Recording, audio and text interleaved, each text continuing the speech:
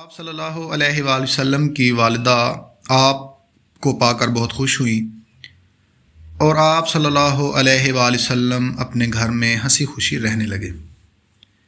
آپ کی دیکھ بھال کے لیے ایک انتہائی نیک سیرت خاتون ام ایمن کا انتخاب کیا گیا۔ جب آپ صلی اللہ علیہ وآلہ وسلم 6 برس کے ہوئے تو آپ کی والدہ نے سوچا کہ آپ صلی اللہ علیہ وآلہ وسلم کو مدینہ لے جا کر آپ کے والد کی قبر دکھائی جائے۔ چنانچہ آپ صلی اللہ علیہ وآلہ وسلم کی والدہ آپ صلی اللہ علیہ وآلہ وسلم کے دادا اور ام ایمن کو ساتھ لے کر مدینہ کی جانب روانہ ہوئیں۔ مدینہ میں 1 ماہ قیام کے بعد آپ صلی اللہ علیہ وآلہ وسلم اپنی والدہ اور اپنے دادا کے ساتھ مکہ لوٹنے کے لیے روانہ ہوئے، مگر ابھی راستے میں ہی تھے کہ ابوا نامی گاؤں میں آپ صلی اللہ علیہ وآلہ وسلم کی والدہ وفات پا گئیں۔ انہیں وہیں دفن کر دیا گیا۔ جب آپ صلی اللہ علیہ وآلہ وسلم کی والدہ بھی آپ کو چھوڑ کر دنیا سے رخصت ہو گئیں تو یتیمی کا پورا بوجھ آپ صلی اللہ علیہ وآلہ وسلم کے نازک کندھوں پر آ پڑا۔ آپ صلی اللہ علیہ وآلہ وسلم بے حد افسردہ ہوئے۔ نیک خصلت اور شفیق خاتون آپ صلی اللہ علیہ وآلہ وسلم کو دلاسے دیتی ہوئی مکہ واپس پہنچ گئیں۔ اگرچہ مدینہ میں آپ صلی اللہ علیہ وآلہ وسلم کا قیام بے حد مختصر تھا، تاہم پھر بھی کئی باتیں آپ صلی اللہ علیہ وآلہ وسلم کے حافظہ میں محفوظ رہ گئی۔ چنانچہ کئی سال بعد جب آپ صلی اللہ علیہ وآلہ وسلم مدینہ سے گزرے تو ایک مکان کی طرف دیکھ کر فرمایا، اسی مکان میں میری والدہ نے قیام کیا تھا۔ ایک میدان کو دیکھا تو فرمایا، یہی وہ میدان ہے جہاں میں کھیلا کرتا تھا۔ حضرت بی بی حلیمہ اور ام ایمن کا آپ صلی اللہ علیہ وآلہ وسلم کے دل میں بہت احترام تھا۔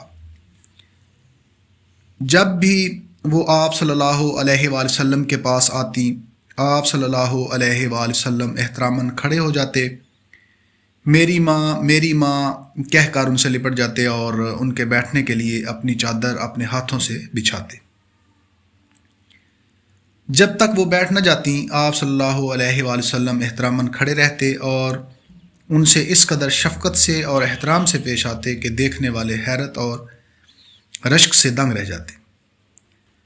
ایک دفعہ حلیمہ بی بی کی بیٹی شیمہ چند جنگی قیدیوں کے ساتھ آپ صلی اللہ علیہ وآلہ وسلم کے سامنے پیش کی گئیں۔ آپ صلی اللہ علیہ وآلہ وسلم ان سے بڑی شفقت سے پیش آئے اور انہیں فوراً اپنے قبیلہ واپس بھجوا دیا۔ والدہ کے انتقال کے بعد آپ صلی اللہ علیہ وآلہ وسلم کے دادا حضرت عبد المطلب نے آپ کی پرورش کا خوشگوار فریضہ انتہائی محبت اور شفقت سے ادا کیا، مگر آپ صلی اللہ علیہ وآلہ وسلم اپنی والدہ کے وفات کے صدمہ سے ہی نہ سنبھلے تھے کہ آپ صلی اللہ علیہ وآلہ وسلم کے نیک سیرت دادا بھی انتقال کر گئے۔ حضرت ابو طالب نے آپ صلی اللہ علیہ وآلہ وسلم کی پرورش کا ذمہ لیا۔ وہ آپ صلی اللہ علیہ وآلہ وسلم سے اپنے بچوں سے بھی زیادہ شفقت اور محبت سے پیش آتے۔ آپ صلی اللہ علیہ وآلہ وسلم کو اپنے خاندان اور مکہ کے بعض دوسرے لوگوں کی بکریاں چرانے کا اتفاق بھی ہوا۔ آپ فرمایا کرتے تھے کہ نبوت کے لیے گلہ بانی بنیادی شرط ہے، گلہ بانی کے بغیر نبوت کے منصب تک پہنچنا ناممکن ہے۔ حضرت موسیٰ گلہ بان تھے، حضرت داؤد نے بھی گلہ بانی کی ہے۔ میں بھی اپنے خاندان کی بکریاں چرایا کرتا تھا۔ چرواہا جب ریوڑ لے کر کھلی فضاؤں کی طرف نکلتا ہے تو اسے فطرت پر غور کرنے کا موقع ملتا ہے۔ زمین و آسمان اور اس میں اللہ تعالیٰ کی تخلیق اسے بہت کچھ سوچنے پر مجبور کر دیتی ہے۔ چراگاہوں میں مویشی چرانے کا ابتدائی تجربہ رفتہ رفتہ نئی شکلیں اختیار کرنے لگتا ہے اور چرواہے کی شخصیت ایک محسن انسانیت کی حیثیت سے ابھر کر سامنے آ جاتی ہے۔ مکہ کی پرتعیش زندگی اور اس کی رنگینیاں آپ صلی اللہ علیہ وآلہ وسلم کے مقدس جسم اور پاک روح کو پھسلانے میں قطعی ناکام رہیں۔ قدیم عرب میں افسانہ گوئی کا رواج عام تھا، چنانچہ اس فن میں کمال رکھنے والوں کی خاصی بڑی جماعت پیدا ہو چکی تھی۔ اور لوگ بڑے شوق سے یہ داستانیں سننے میں مگن رہتے۔ ایک دفعہ آپ صلی اللہ علیہ وآلہ وسلم بھی داستان گوئی کی محفل میں شریک ہونا چاہتے تھے، لیکن آپ نیند آ جانے کی وجہ سے داستان گوئی کے مرکز تک نہ پہنچ سکے۔ تاریخ شاہد ہے کہ آپ صلی اللہ علیہ وسلم کے جوانی کے تمام تر لمحات پاکیزہ غور و فکر اور انسانی بھلائی کے کاموں میں ہی بسر ہوئے۔ ایک دفعہ آپ صلی اللہ علیہ وآلہ وسلم چند صحابہ کے ساتھ ایک جنگل سے گزرے۔ کچھ ساتھی ایک بیری سے بیر توڑ توڑ کر کھانے لگے تو آپ صلی اللہ علیہ وآلہ وسلم نے فرمایا، جو بیر خوب سیاہ ہو جاتے ہیں زیادہ مزیدار ہوتے ہیں۔ یہ میرا اس زمانے کا تجربہ ہے جب میں بچپن میں یہاں بکریاں چرایا کرتا تھا۔ دادا کی طرح آپ صلی اللہ علیہ وآلہ وسلم کے چچا ابو طالب بھی آپ صلی اللہ علیہ وآلہ وسلم پر جان چھڑکتے تھے۔ چچا بھتیجے کے پیار کا یہ عالم تھا کہ حضور صلی اللہ علیہ وآلہ وسلم کافی عرصہ ابو طالب کے ساتھ ہی سوتے رہے۔ دونوں کو ایک دوسرے کی جدائی گوارا نہ تھی۔ ابو طالب جہاں بھی جاتے حضور صلی اللہ علیہ وآلہ وسلم کو ساتھ لے جاتے۔ قریش کاروباری لوگ تھے۔ جب آپ صلی اللہ علیہ وآلہ وسلم 12 برس کی عمر کو پہنچے تو چچا نے تجارت کی غرض سے شام روانہ ہونے کی تیاری شروع کی۔ ان دنوں سفر انتہائی پرخطر ہوا کرتے تھے، اس لیے ابو طالب حضور صلی اللہ علیہ وآلہ وسلم کو ساتھ لے جانے سے کتراتے تھے۔ مگر جب آپ صلی اللہ علیہ وآلہ وسلم نے بہت ضد کی تو آپ صلی اللہ علیہ وآلہ وسلم کے چچا نے آپ کی بات مان لی۔ چنانچہ آپ صلی اللہ علیہ وآلہ وسلم چچا کے ہمراہ تجارتی قافلے میں شامل ہو گئے۔ بصرہ میں یہ قافلہ ایک گرجا کے قریب ٹھہرا۔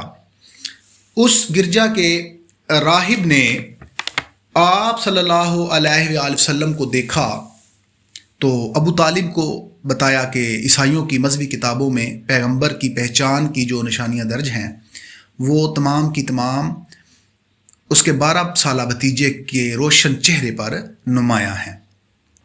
راہب کو اندیشہ تھا کہ شام کے فتنہ پرداز یہودی نبوت کی واضح نشانیوں کو فوراً بھانپ لیں گے اور آپ صلی اللہ علیہ وآلہ وسلم کو نقصان پہنچانے کی کوشش کریں گے۔ اس لیے اس نے اہل قافلہ کو مشورہ دیا کہ محمد صلی اللہ علیہ وآلہ وسلم کو آگے نہ لے جایا جائے۔ چنانچہ ابو طالب نے صورتحال کی نزاکت کے پیش نظر راہب کا مشورہ تسلیم کر لیا اور اپنے تجارتی سامان جلدی فروخت کر دیا اور آپ صلی اللہ علیہ وآلہ وسلم کو لے کر مکہ لوٹ آئے۔ ابو طالب کے پاس تھوڑا بہت سرمایہ موجود تھا، بس اسی کے سہارے مکہ کی چار دیواری کے اندر رہ کر اپنی زندگی گزارنے لگے۔ یہ سارا عرصہ حضور صلی اللہ علیہ وآلہ وسلم اپنے چچا کے ساتھ رہے۔ آپ صلی اللہ علیہ وآلہ وسلم ان کی بکریاں چراتے اور گھریلو کام کاج میں ان کی مدد کرتے تھے۔ ابو طالب کی زندگی مالی پریشانیوں کا شکار رہتی تھی۔ شام کے تجارتی سفر میں ناکامی کے باوجود آپ صلی اللہ علیہ وآلہ وسلم کے چچا چاہتے تھے کہ اپنے بھتیجے کے لیے تجارتی سہولیات کا بندوبست کریں۔ حضرت خدیجہ رضی اللہ تعالیٰ عنہ جو کہ مکہ میں رہتی تھیں اور آپ صلی اللہ علیہ وآلہ وسلم کی چچا زاد بہن تھیں، ان کے پاکیزہ کردار کی وجہ سے لوگ انہیں طاہرہ کے لقب سے یاد کرتے تھے۔ انہوں نے حضور صلی اللہ علیہ وآلہ وسلم کے اخلاق اور دیانت کے بہت چرچے سن رکھے تھے۔ انہوں نے آپ صلی اللہ علیہ وآلہ وسلم کی دیانت سے فائدہ اٹھانے کا سوچا۔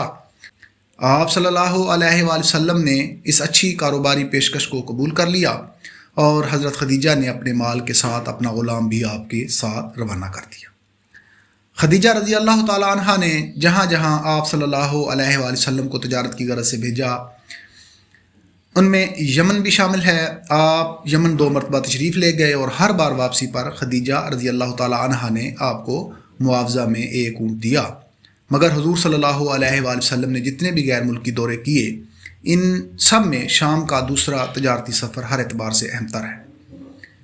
اس تجارتی سفر میں حضور صلی اللہ علیہ وآلہ وسلم کو دوسروں کی نسبت بہت زیادہ منافع ہوا۔